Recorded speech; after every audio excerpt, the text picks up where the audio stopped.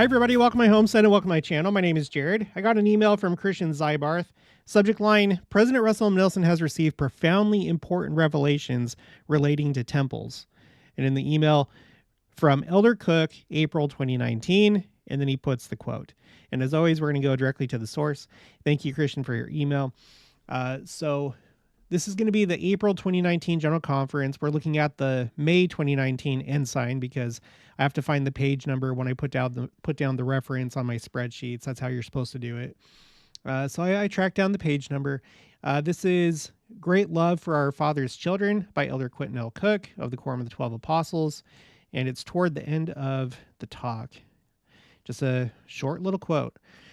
I also personally testify that President Russell M. Nelson has received profoundly important revelations relating to temples and temple work.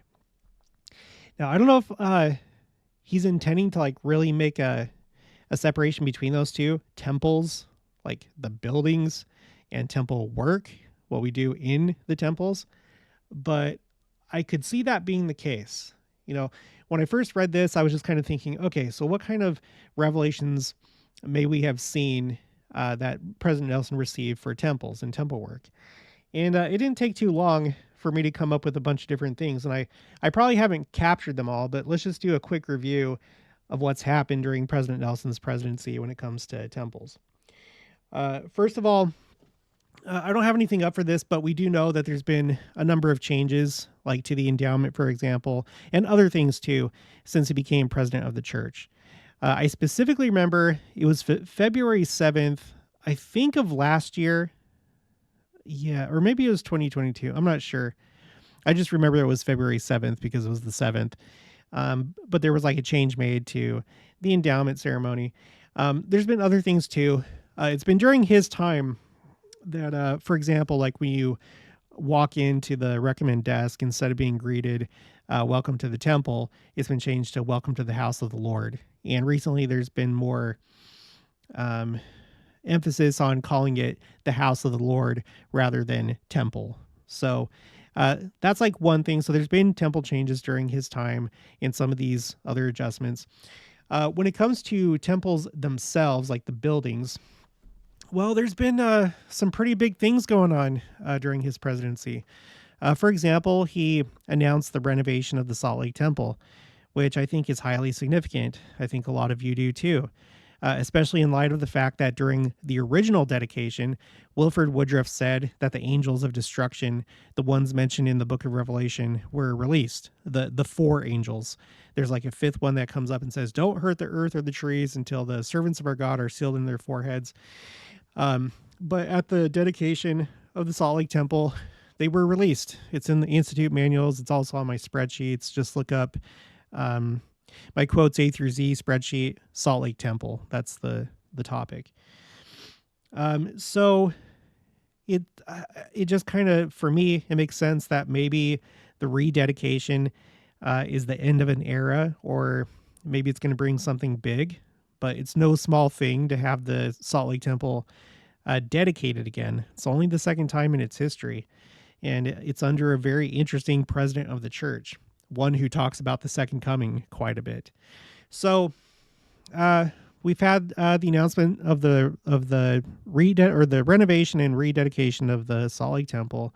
And just remember, I'm not going to pull it up, but for 7 conferences in a row, he mentioned the Salt Lake Temple, and he hasn't used it in any of his general conference talks since. So for 7 general conferences in a row, he would bring up the Salt Lake Temple as though it's part of a series, and he's done other things with 7s, but that was one of them. So I think it's significant. Okay, so Salt Lake Temple, and then of course the Rome, Italy Temple, and that was so important that all 15 apostles went there. He called it a hinge point in the history of the church. During this trip, it was the first time that he met with, or that a president of the church met with the Pope. So it was a highly significant visit and seemingly a highly significant temple. So now we have the Salt Lake Temple. We have the Rome, Italy Temple. More recently, the Kirtland Temple came back into the church. Again, I can't stress enough. Like if you're like if you're a convert, you haven't been in the church for a long time, uh, it probably doesn't make sense to you just how unlikely it was that the Kirtland temple would come back, or how significant it is. Because when you grow up in the church, or if you are a convert and you've been in the church for a long time, you understand that the Kirtland temple was highly, highly, highly significant. It was our first temple. There were many heavenly manifestations that took place in there, the primary of which was the appearance of Christ himself, along with Moses, Elias, and Elijah, to restore priesthood keys. Like everything that we do is only valid because those keys were brought back in the Kirtland temple. And so for almost the entire history of the church, the Kirtland temple has been in the hands of other parties. It was only within our hands when it was first constructed, and just for a short while. Then it fell out of our hands. And then it wasn't until this year, March 5th of this year, that it came back. So for me, like, this was really, really surreal. It was very surreal. I have ancestors that were there, and I know a lot of you do too. If you have like Pioneer Heritage, like a lot of you have members of your family that lived in Kirtland, and I did too. And it's crazy. This was a huge thing in the history of the church. It was huge. So all these are huge. Salt Lake Temple, Rome, Italy Temple, Kirtland Temple, and there's more. In fact, this is coming to me right now. Think about the fact that it was President Nelson that announced the Russia Temple. It hasn't been constructed yet, but he announced it. Russia. Would anyone have thought that like 30, 40 years ago? It would seem pretty unlikely, but he did it. Excuse me. He also announced a second temple for China, the Shanghai Temple. So, and there's more. We're going to get to that right now. So 3 like really, really significant temples, I think, and then other ones that were unlikely. And then he had announced 100 temples himself. He passed up Gordon B. Hinckley in the number of temples that he personally announced. So he currently holds the number 1 spot for presidents of the church and how many temples they've announced. And it was interesting because he announced 17. Okay, that last general conference to reach 100, he announced 17. He's the 17th president of the church, and there's a whole lot of 17s that went along with that general conference. I'm not going to go over that right now. I've covered it before. But he hit 100. This was significant. And then the following conference, instead of 17, he announced 18, which brought all temples at that time, between the temples that are in operation, under construction, and announced, the ones that he just announced, the 18, brought it to an even 300. And this is very similar to Gordon B. Hinckley, who wanted to have, he wanted the church to have 100 temples by the end of the year 2000. That was like a goal. And in all likelihood, it probably became as a result of Revelation. And I wouldn't be surprised if these did too. It's just interesting that we went from 100 for President Nelson himself, and then 300 the next conference for the entire church. So interesting numbers, and it seems like goals have been met and directions followed from the Lord. Also, with all these temples that are being announced, they've turned to this new method of building temples, modular temples. And, they're basically, for example, the one in Wichita, it's not going to be very big, and I think it's going to look something like this. The Helena, Montana temple was the first of the series of these modular temples that are being built. But there's so many that are planned and announced that they have to turn to this construction method. It's just more economical. So yeah, I think like if you've had a temple announced near you, unless you live in like a very populated place, like with a lot of members of the church, where it's like a very significant location, most likely your temple's going to look something like this. You see these all the time. You go on like these different, like these temple websites that have the renderings and stuff. And they all pretty much have like this central spire and this like portico in the in the front. They look different. They have like different styles, but it's basically the same floor plan and just this like central spire right here.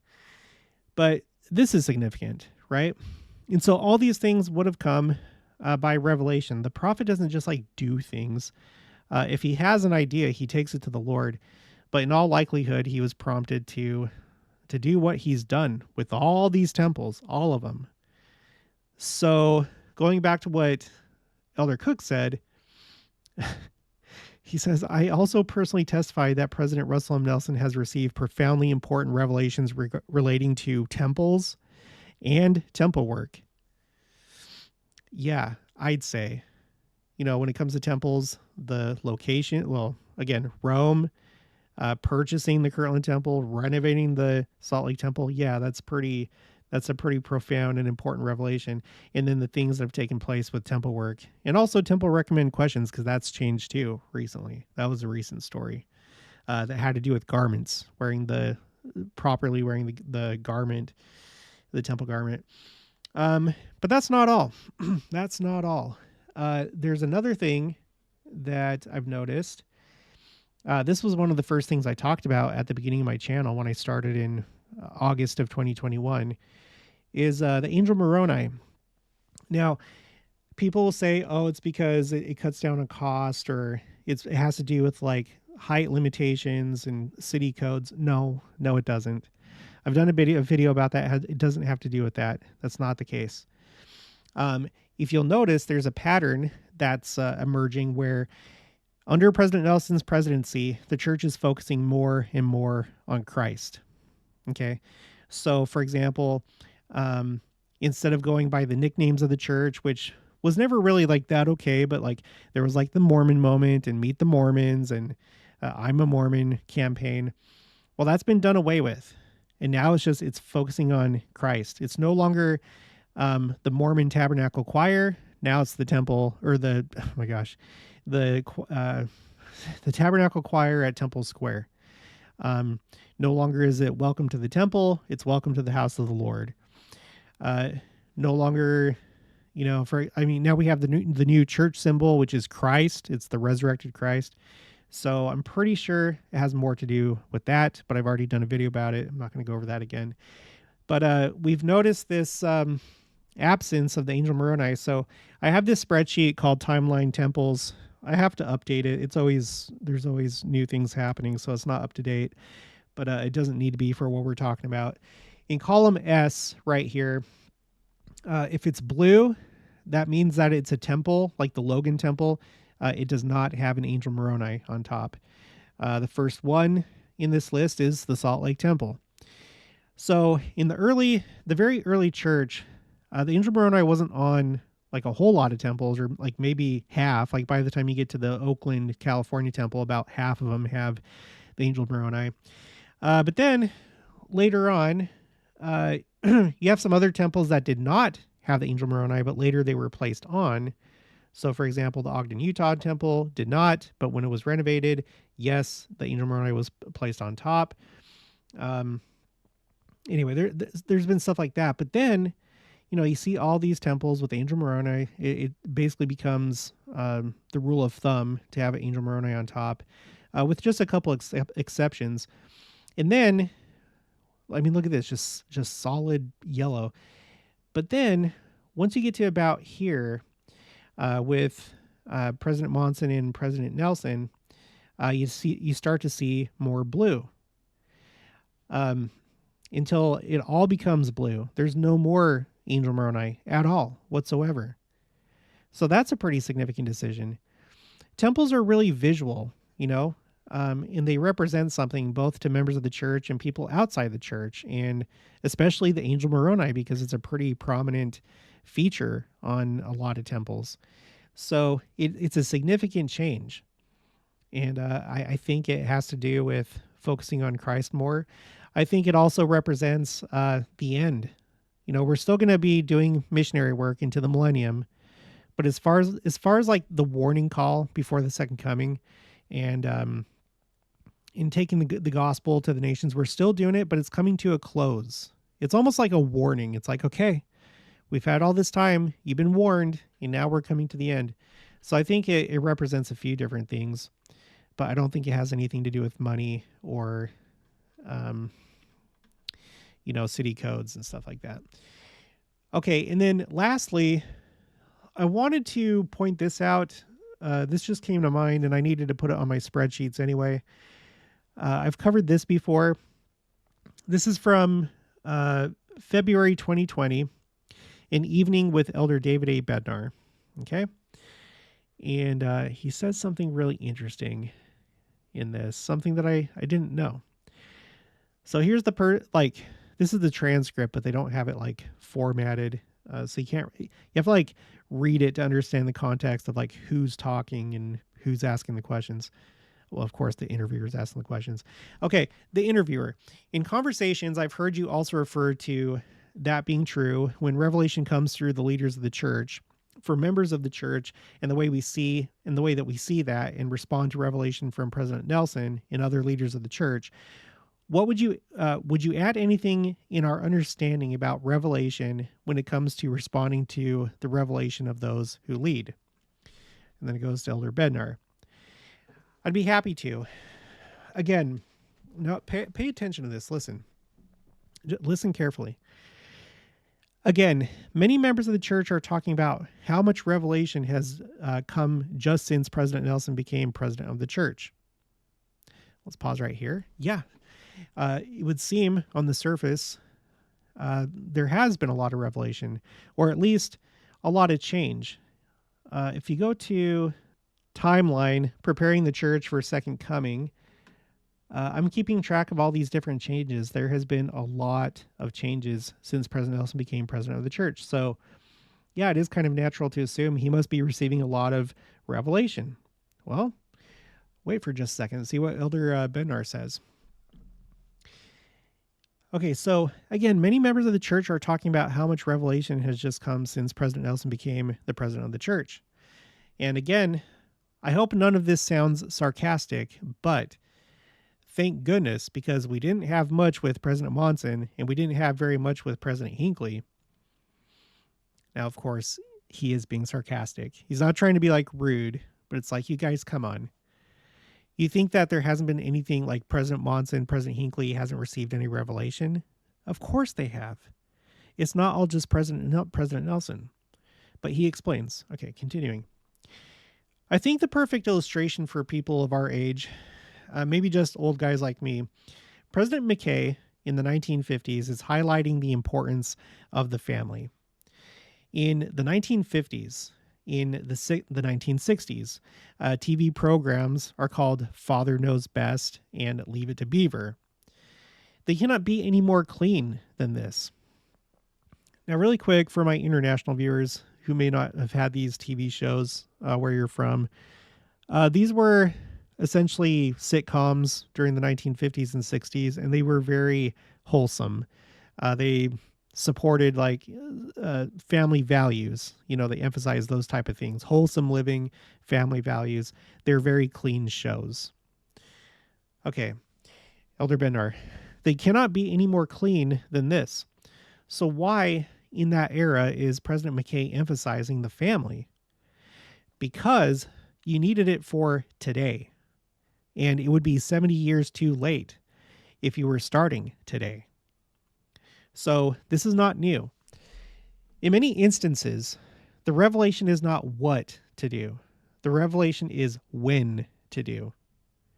President Hinckley, small temples. Okay, so take a look at this. And by the way, if you ever want to read this again, I'll put the link for this in the description box below, but I have this on my spreadsheet called Quotes A through Z. It's under temples, small temples, because I have a bunch of different temples entries. And for the previous quote about President Nelson receiving revelation about temples and temple work, I have that under Russell M. Nelson. Okay, and when you pop this out, when you double click on this with your laptop or PC, the whole thing will come out. And Christian Zybarth gets credit for this one. I'm trying to do better with tracking that. Sometimes I forget. But anyway, all right, so let's get back to this. Okay, President Hinckley, small temples. Everyone attributes small temples to President Gordon B. Hinckley. He came home from his mission. He worked for the church in the missionary department and in the communication department.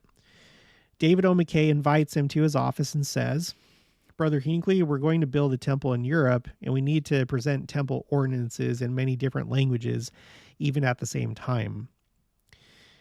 They never encountered that challenge before. Gordon B. Hinckley didn't do this by himself, but that was the beginning of exploring the use of audio-visual means of presenting temple ordinances. If you didn't know, if like you're new to the temple, it used to be, instead of a video, it used to be live actors. And I think at this point, it's all completely done away. I think. Let me know if I'm wrong, but some of the last temples to have actors were like the Salt Lake Temple. I think the Idaho Falls Temple, from what I hear. I think, is that right? I think like the Manti Temple, like the Pioneer era temples, probably Logan, I assume. Okay, so anyway, I've read minutes from the Quorum of the 12 where Elder Gordon B. Hinckley writes from Asia and says, the methods that we use for temple ordinances in the large temples in Utah won't be appropriate for what we need to do here. This is in the 1960s. In the 1970s, he's a member of the first presidency. With Spencer W. Kimball, the first small temples are built. So here you go.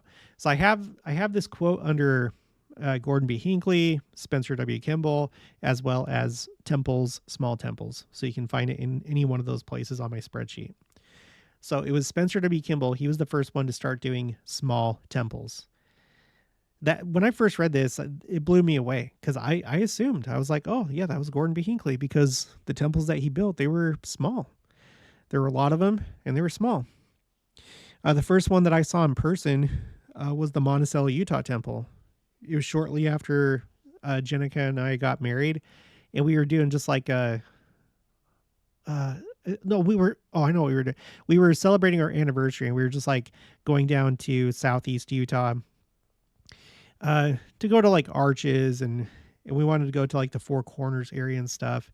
And we stopped by Monticello, and I was astounded at how small that temple was. I could not believe how small it was.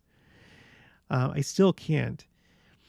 So yeah, it's natural to assume, oh yeah, this is all, it's all President Hinckley, but no, Spencer W. Kimball.